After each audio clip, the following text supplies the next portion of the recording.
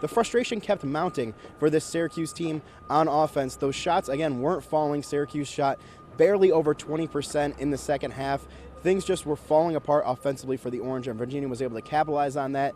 The Cavaliers didn't have the best day on offense either, scoring under 50 points. When you hold your opponents to 34, the lowest amount of points scored by a Syracuse team ever under Jim Boeheim, it's going to be an easy day for the Cavaliers to take down Syracuse in the Dome. So Syracuse, the frustration kept mounting in that second half. Virginia was able to pull away, and again, this young team was frustrated by not being able to make shots and just not getting anything going offensively.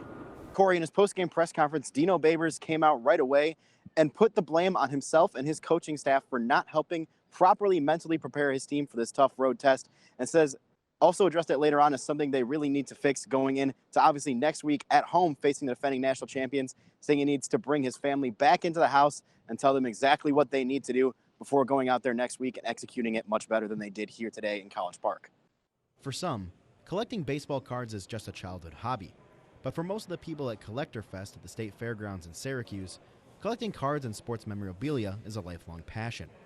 If you're looking for a rare trading card, an autographed bat or jersey from your favorite player, or any other interesting collectibles, odds are you might be able to find it at Collector Fest.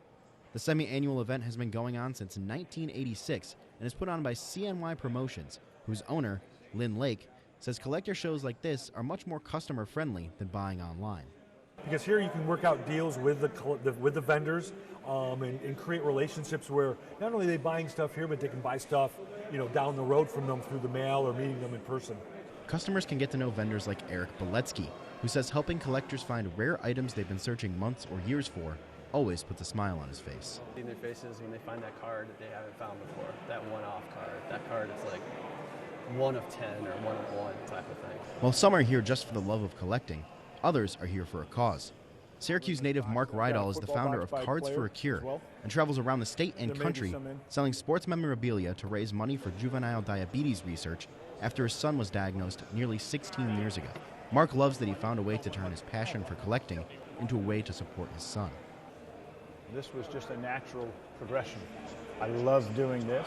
I love getting out and being a part of the hobby. I coached for 33 years, but I don't coach any longer, so this becomes my passion. So to be able to do something that is going to benefit my son, that's all that's about for me. Whether you're looking for something cool to hang on the wall or just want to browse and take a trip down memory lane, Collector Fest has something for just about everybody.